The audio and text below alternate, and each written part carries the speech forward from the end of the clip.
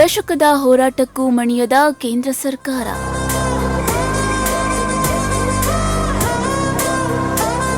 ಕೇಂದ್ರ ಸರ್ಕಾರದ ವಿರುದ್ಧ ಇಪಿಎಸ್ ಪಿಂಚಣಿದಾರರ ಆಕ್ರೋಶ.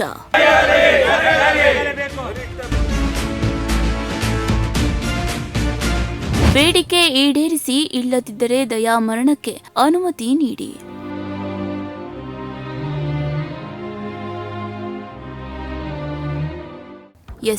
ಇಪಿಎಸ್ ಪಿಂಚಣಿದಾರರು ಕೇಂದ್ರ ಸರ್ಕಾರದ ಮುಂದೆ ತಮ್ಮ ಬೇಡಿಕೆ ಈಡೇರಿಕೆಗಾಗಿ ಕಳೆದ 10 ವರ್ಷಗಳಿಂದ ಮನವಿಯನ್ನ ಮಾಡುತ್ತಿದ್ದಾರೆ. ಬೇಡಿಕೆ ಈಡೇರಿಸುವಂತೆ ಹೋರಾಟವನ್ನು ಕೂಡ ಮಾಡಿದ್ದಾರೆ. ಆದ್ರೆ ಕೇಂದ್ರ ಸರ್ಕಾರ ಮಾತ್ರ ಇಪಿಎಸ್ 95 ಪಿಂಚಣಿದಾರರ ಬೇಡಿಕೆ ಈಡೇರಿಸುವಲ್ಲಿ ಮುಂದಾಗಿಲ್ಲ ಎಂಬ ಆಕ್ರೋಶದ ಕಿಚ್ಚು ಪಿಂಚಣಿದಾರರಿಂದ ಕೇಳಿಬಂದಿದೆ. 10 ವರ್ಷಗಳಿಂದಲೂ ಕೂಡ ಬೇಡಿಕೆ ಈಡೇರದ ಹಿನ್ನೆಲೆಯಲ್ಲಿ ಪಿಂಚಣಿದಾರರು ಹೋರಾಟಕ್ಕಿಳಿಯುವ ಪರಿಸ್ಥಿತಿ ಅನಿವಾರ್ಯವಾಗಿದ್ದು, ಇದರ ಭಾಗವಾಗಿ ತುಮಕೂರಿನ ಇಪಿಎಸ್ 95 ಪಿಂಚಣಿದಾರರು ತುಮಕೂರಿನ ಪಾಲಿಕೆ ಆವರಣದ ಅಂಬೇಡ್ಕರ್ ಪ್ರತಿಮೆ ಮುಂದೆ ತಮ್ಮ ಪ್ರತಿಭಟನೆ ಮಾಡಿ ಕೇಂದ್ರ ಸರ್ಕಾರದ ವಿರುದ್ಧ ಆಕ್ರೋಶವನ್ನ ಹೊರಹಾಕಿದ್ರು.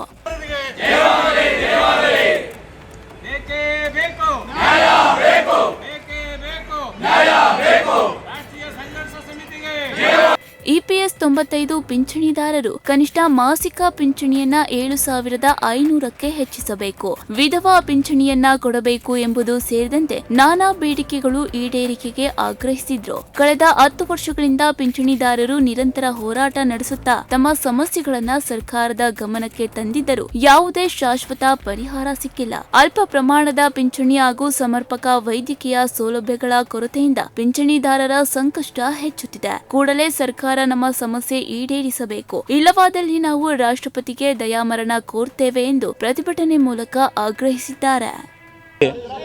81 ಲಕ್ಷ ಜನ ಇಪಿಎಸ್ 95 ಪಿಂಚಣಿದಾರರಿದ್ದಾರೆ. ಅವ್ರ ಪರವಾಗಿ NAC ಸತತ 10 ವರ್ಷಗಳಿಂದ ಹೋರಾಟ ಮಾಡ್ತಾ ಬರ್ತಾ ಇದೆ. ಆದರೂ ಈ ನಮ್ಮ ಕೇಂದ್ರ ಸರ್ಕಾರ ನಮ್ಮ ಬೇಡಿಕೆಯನ್ನು ಇದುವರೆಗೂ ಈಡೇರಿಸ್ಕೊಟ್ಟಿಲ್ಲ. 10 ವರ್ಷದಿಂದ ಸತತವಾಗಿ ನಾವು ಹೋರಾಟ ಮಾಡ್ತಲೇ ಇದ್ದೀವಿ.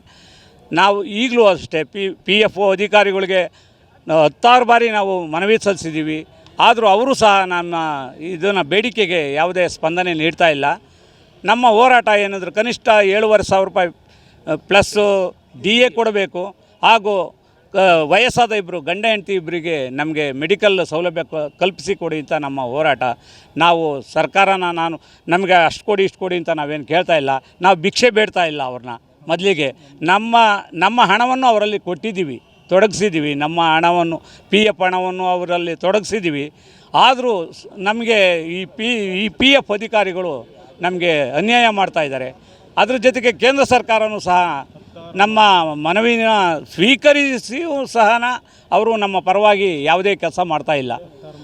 ನಾವು ಸತತವಾಗಿ 10 ವರ್ಷಗಳಿಂದಲೂ ಹೋರಾಟ ಮಾಡ್ತಾ ಬರ್ತಾ ಇದ್ದೀವಿ. ಆದರೂ ನಮ್ಮ ಮನವಿಗೆ ಈ ಕೇಂದ್ರ ಸರ್ಕಾರ ಆಗಲಿ, ಈ PFO ಅಧಿಕಾರಿಗಳಾಗಲಿ ನಮಗೆ ನಮ್ಮ ಮನವಿ ಸ್ವೀಕರಿಸಿಲ್ಲ, ಹಾಗೂ ನಮ್ಮ ಬೇಡಿಕೆಯನ್ನು ಈಡೇರಿಸಿಲ್ಲ.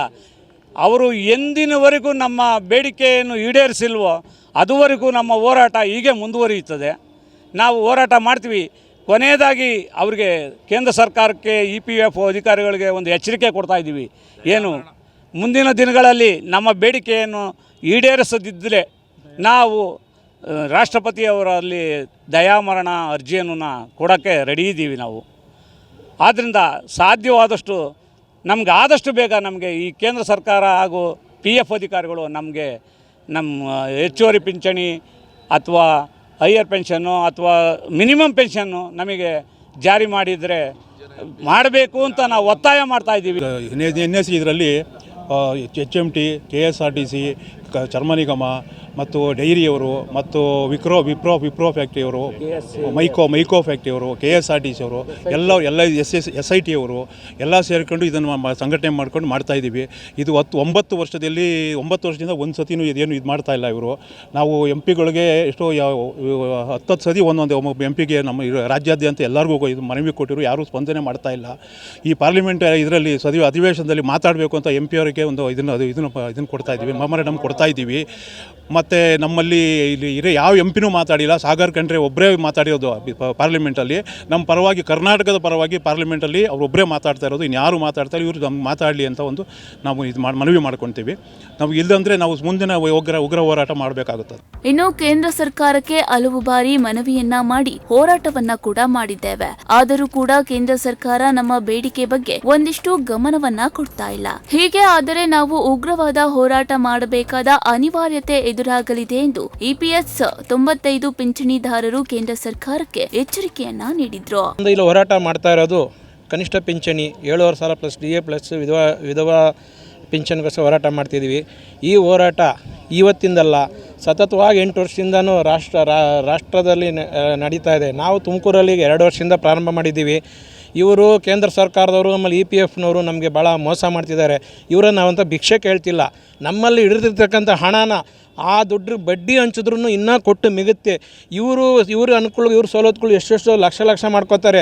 ಇಂಥ ವಯಸ್ಸಾದವ್ರಿಗೆ ಎಲ್ಲ ಸಮಸ್ಯೆಯಲ್ಲೂ 30-40 ವರ್ಷ ನಾವು ಸೇವೆ ಮಾಡಿ ನಾವು ಇವತ್ತು ನಿವೃತ್ತರಾಗಿ ಮನೇಲಿದ್ದೀವಿ. ಇವತ್ತು ನನಗೆ ಬರ್ತಾರೆ ಪೆನ್ಷನ್ 3,500, ಕೆಲವರಿಗಿನ್ನ 1,500, 2,000 ಬರ್ತಾಯಿದೆ. ಇದರಲ್ಲಿ ಜೀವನ ಮಾಡೋಕ್ಕಾಗತ್ತಾ? ಈ ವಿಷಯವಾಗಿ ಹೋರಾಟಕ್ಕೋಸ್ಕರ ರಾಷ್ಟ್ರೀಯ ಸಂಘರ್ಷ ಸಮಿತಿ ಅಂತ ಒಂದು ಸಂಘಟನೆ ಮಾಡ್ಕೊಂಡು ನಾವು ಹೋರಾಟ ಮಾಡ್ತಿದ್ದೀವಿ. ಇದಕ್ಕೆ ಅಧ್ಯಕ್ಷರಾಗಿ ಶ್ರೀಮಾನ್ ಅಶೋಕ್ ರಾವತ್ರವ್ರ ನೇತೃತ್ವದಲ್ಲಿ ಇದು ಕಾರ್ಯಕ್ರಮ ನಡೀತಾ ಇದೆ. ತುಮಕೂರಲ್ಲಿ 2 ವರ್ಷದಿಂದ ನಾವು ಸತತ ಹೋರಾಟ ಮಾಡ್ತಿದ್ದೀವಿ. ಪ್ರತಿಯೊಬ್ಬರು MLAಗಳು MP ಗಳು ಮನೆಗೆ ಹೋಗಿ ಮೆಮೊರಂಡಮ್ ಕೊಟ್ಟು ನಾವು ನಮ್ಮ ಬಗ್ಗೆ ಮಾತಾಡಿ ಅಂತ ನಾವು ಎಷ್ಟು ಕೇಳಿದ್ರೂ ಇವರೆಲ್ಲ ಮೂಕರಾಗ್ಬಿಟ್ಟಿದ್ದಾರೆ. ಇವ್ರಿಗೆ ಮಾತ್ರ ಅಧಿಕಾರ ಬೇಕು, ನಿವೃತ್ತರ ಬಗ್ಗೆ ಇವ್ರಿಗೆ ಕಾಳಜಿ ಇಲ್ಲ. ಇವಾಗಲೂ ಅಂಕಿಅಂಶ ಕೊಡ್ತೀವಿ. ನಾವು ಪ್ರಾರಂಭ ಆದಾಗಿಂದ ಹೆಚ್ಚು ಕಮ್ಮಿ ಒಂದು 500 ಜನ ಸತ್ತೋಗಿದ್ದಾರೆ ಪೆನ್ಷನ್ ಹೋಲ್ಡರ್ಸು. ಇವ್ರಿಗೆ ಯಾರು ಇದು ಮಾಡ್ತಾರೆ ಎಂದು ಕೇಂದ್ರ ಸರ್ಕಾರಕ್ಕೆ ಗಮನ ಸೆಳೆಯೋಕ್ಕೋಸ್ಕರ ನಾವು ಇವಾಗ ಅಮರಣ ಉಪವಾಸ ಮಾಡಬೇಕು ಅಂತ ಇಲ್ಲಿ ಸೇರ್ಕೊಂಡಿದ್ದೀವಿ. ಆದರೆ ಇವರು ಆದಷ್ಟು ಬೇಗ ನಮ್ಮ ಇತ್ಯರ್ಥ ಮಾಡದೆ ಹೋದರೆ ನಾವು ತೀವ್ರವಾದ ಚಳುವಳಿ ಮಾಡೋಕ್ಕೆ ರೆಡಿಯಾಗಿದ್ದೀವಿ. ಯಾವತ್ತಿದ್ರೂ ಸಹ ಸಾಯೋದೇನೆ, ಆತ್ಮಹತ್ಯೆ ಮಾಡೋಕ್ಕೂ ರೆಡಿಯಾಗಿದ್ದೀವಿ ನಾವು. ಇಪಿಎಸ್ 95 ಪಿಂಚಣಿದಾರರು ಕೇಂದ್ರ ರೈಲ್ವೆ ರಾಜ್ಯ ಖಾತೆ ಸಚಿವ ವಿ ಸೋಮಣ್ಣ ಮೂಲಕ ಕೇಂದ್ರ ಸರ್ಕಾರಕ್ಕೆ ತಮ್ಮ ಬೇಡಿಕೆ ಮುಂದಿಡಲು ಮುಂದಾಗಿ ಸಚಿವ ಕಚೇರಿ ಮುಂದೆ ಪ್ರತಿಭಟನೆಗೆ ಮುಂದಾದರು. ಆದರೆ ಅವಕಾಶ ಸಿಗದೆ ತುಮಕೂರು ಟೌನ್ ಹಾಲ್ನಲ್ಲಿಯೇ ಪ್ರತಿಭಟನೆ ನಡೆಸಿ ತಮ್ಮ ಆಕ್ರೋಶವನ್ನ ಹೊರಹಾಕಿದ್ರು.